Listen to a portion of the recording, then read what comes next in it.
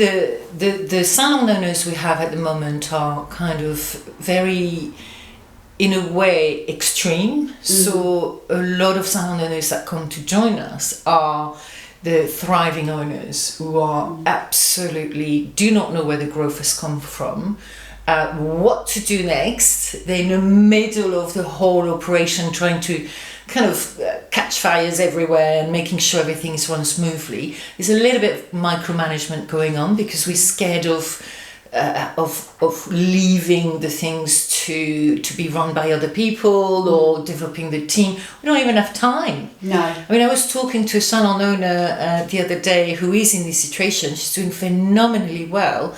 And she said on a Saturday, a couple of weeks ago, it was like Christmas Day. Yeah. Or Christmas Day or Christmas period. Yeah. You know, it was so busy, she said, and she has no receptionist.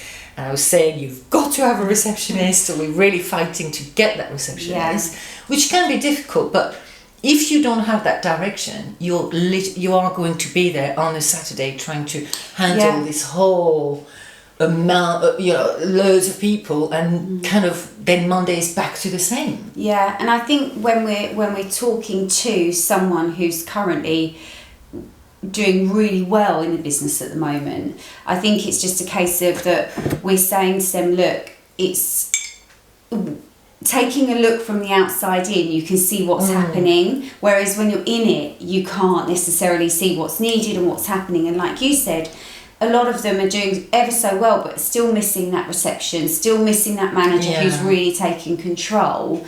But even if they have got all of that sorted, there's still a question about where are you going next, and what's the next direction, and where are you putting the budget and the money. And the direction is definitely blurred, I think, because it's just not time, I guess, to assess, reassess, and know what you want next, isn't it? So you're just so much in the business, you can't even see anything anymore because you're just so in the day-to-day.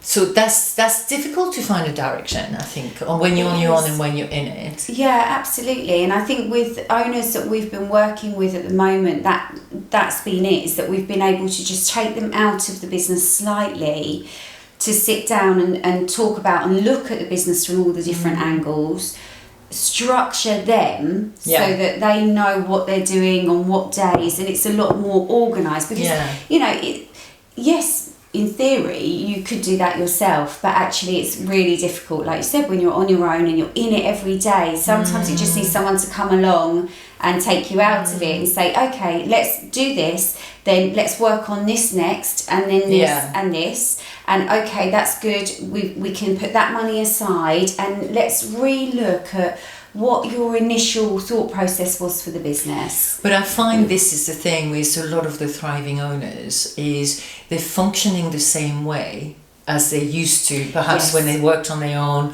or they build a team and now they've got a bigger team, or they've obviously, something's been really successful in the way they function, they've created the business, but they're just into that habit of, and a lot of the conversations that we have with those owners is like, look, you can't function like you were functioning.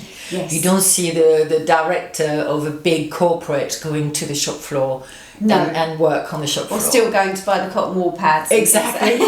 So I think it's just changing the mindset of I'm absolutely in the situation I'm in, which is amazing.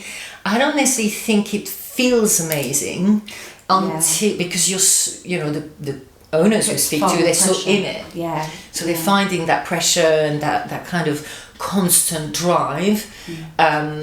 So that can be difficult. It's, of course, it's a good problem to have, but you don't see it's a good problem to have until you really structure operation, direction, and it's all about that direction, and where you and the plan, the strategy of where am I going next, what do I really truly want.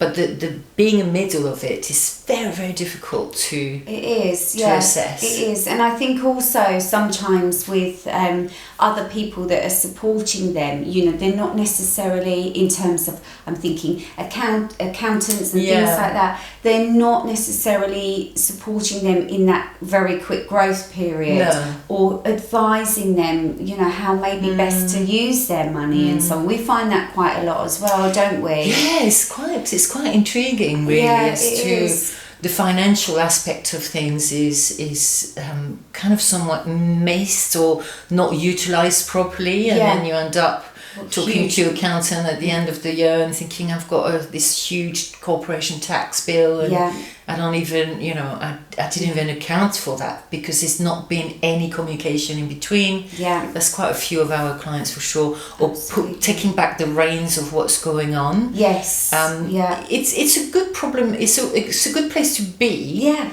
If, as a thriving owner, you feel that you have got the clear path of where you're going, what you're doing with it, and bringing back, I feel, the creativity that is completely smashed by the day-to-day operation.